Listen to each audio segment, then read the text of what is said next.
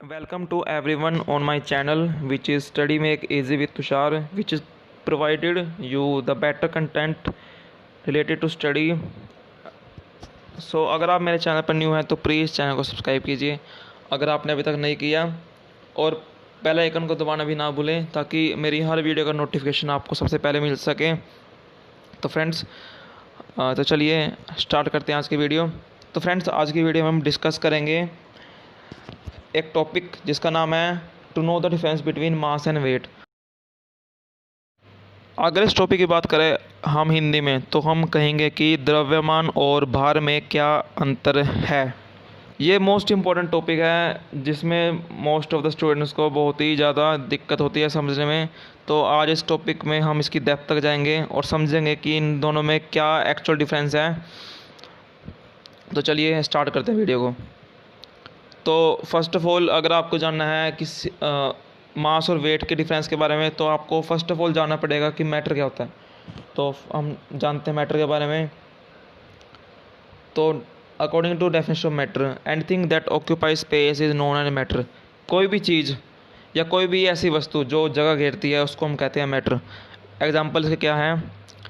एक glass of water, a chair, a pen, a room etcetera. एक glass of water भी हमारी जगह लेता है, एक चेयर भी हमारी कुछ स्पेस ऑक्यूपाई करती है, एक पेन भी हमारा कुछ स्पेस ऑक्यूपाई करता है, एक रूम भी। इट मीन्स जो भी वस्तु या जो भी कोई भी ऑब्जेक्ट इस अर्थ पे या किसी भी प्लेनेट पे जो कुछ भी जगह ऑक्यूपाई करेगा या कोई जो भी कोई जगह घेरेगा उसको हम कहेंगे मैटर। इट मीन्स क्योंकि हर चीज़ इस दुनिया में जगह घेरती है, इट मीन्स हम कह सकते हैं कि everything on this everything on this universe is known as matter. Yeah, this definition is hold for everything on every planet.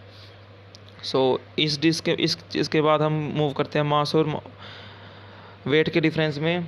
तो फर्स्ट ऑफ ऑल हम डिस्कस करेंगे some points on mass and then we discuss some points on wait.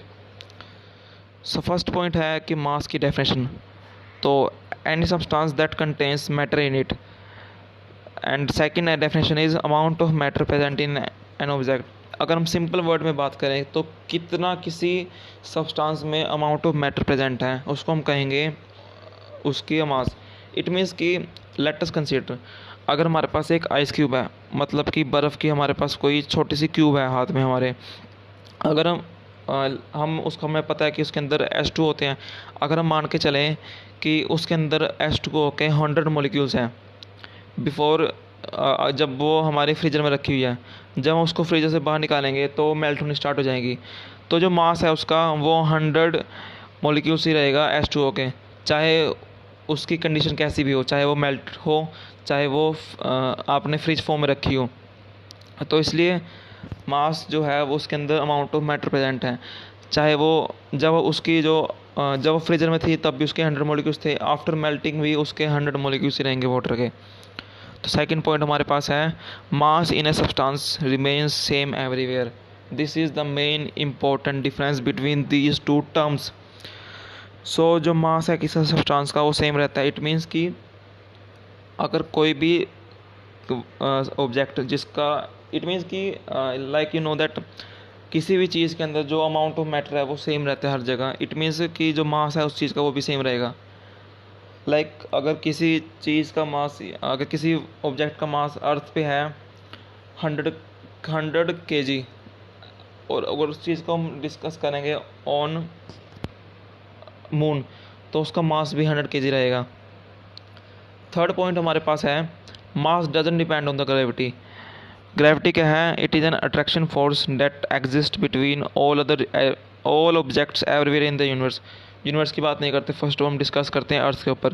तो जो force earth, it means कि जो force हमारी अर्थ लगा रही है मास उसके ऊपर डिपेंड नहीं करता, बिकॉज हमने यहाँ पे सेकंड पॉइंट डिस्कस किया है कि जो मास है किसी सब्सटेंस का वो सेम रहता है एवरीवेयर। इट मीन्स कि क्योंकि हमें पता है कि जो ग्रेविटी है वो चेंज होती रहती है फ्रॉम प्लेस टू प्लेस और from planet to planet. Sorry, place to place तो नहीं, but planet to planet discuss पक्की गारंटी है कि ये चेंज होगी, बिकॉज जो ग्रेविटी ऑन अर्थ है और जो ग्रेविटी ऑन मून है उसके बीच में बहुत ही अच्छा रिलेशन है, जो कि आपको हम डिस्कस करेंगे वीडियो के लास्ट में। जो अब हम फोर्थ पॉइंट के ऊपर डिस्कस करते हैं कि जो मास है जनरली मेजर हम करते हैं किलोग्राम में। अब आप जान गए होंगे कि जो आप यूजली मोस्टली डेली लाइफ में यूज़ करते हैं कि मेरा वेट 60 केजी है, मेरा वेट 70 केजी है, वो एक्चुअली में हम डिस्कस करते हैं मास के बारे में। तो आई थिंक इस डेफिनेशन के बाद आपको क्लियर हो गया होगा कि मास में क्या मास को हम मेज़र करते हैं किलोग्राम में। तो अब हम मूव करते हैं वेट की तरफ। तो फर्स्ट हम जानते हैं कि वेट होता क्या है। तो जो वेट ऑफ ऑब्जेक्ट है वो है force of gravity on that object. It means कि जो अर्थ है उस ऑब्जेक्ट के ऊपर कितनी ग्रेविटी लगा रही है, या फिर हम कह सकते हैं कि gravitation pull of earth on a object, इसको हम कहेंगे वेट। सेकंड पॉइंट हमारे पास है कि जो वेट ऑफ एन ऑब्जेक्ट है वो वेरी करता है from planet to planet because gravity changes from planet to planet. या this is also a big difference between these two terms, क्योंकि जो वेट है किसी ऑब्जेक्ट का वो वेरी करता है प्लैनेट टू प्लैनेट बिकॉज जो ग्रेविटी है वो भी चेंज करती है। थर्ड पॉइंट हमारे पास है weight depends on gravity as discussed in second point.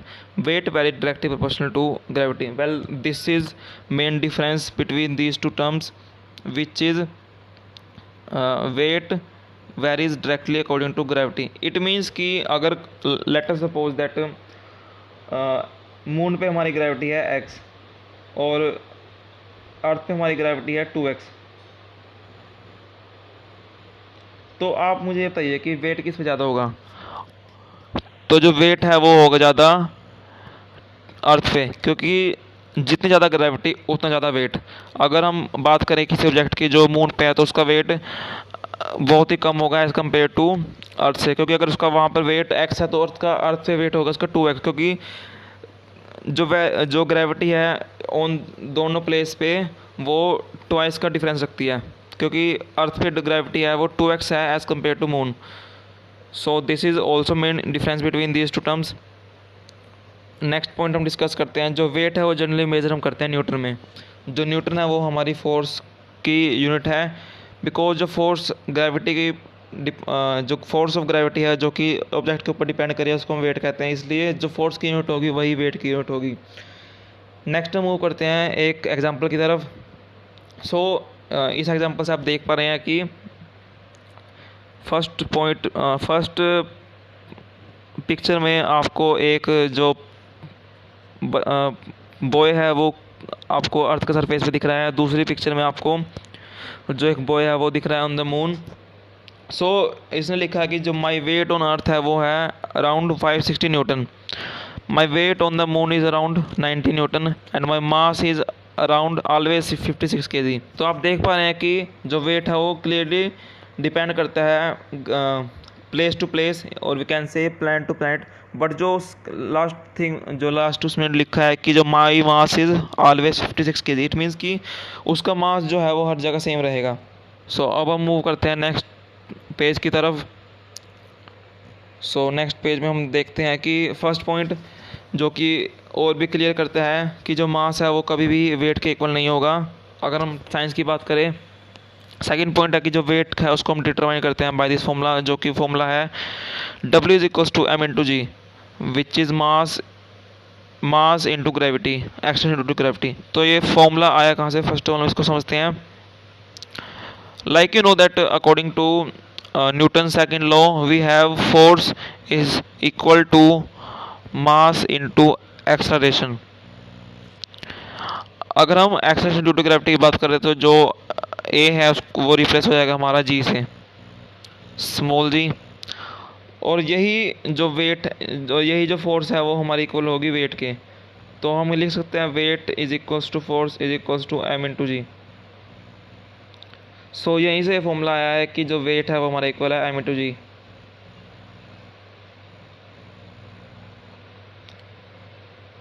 Next जो है वो हम जानते हैं कि जो जी है वो अर्थ पे कांस्टेंट है बिकॉज अर्थ की जो ग्रेविटी है वो चारों तरफ सेम है। तो इसलिए क्या हम कह सकते हैं कि जो W है वो डायरेक्टली प्रोपोर्शनल वेरी करता है मास के। सिंस जो जी है वो कांस्टेंट है, जी जो है हमारा कांस्टेंट है। अगर हम बात करें स्पेसिफिकली अर्थ की, तो जो इस फॉर्मूले के अकॉर्डिंग है एम इंटू जी। सिंस जो जी है हमारा कांस्टेंट, तो हम क्या कह सकते हैं कि जो डब्ल्यू है हमारा वो डायरेक्टली प्रोपोर्शनल है एम के।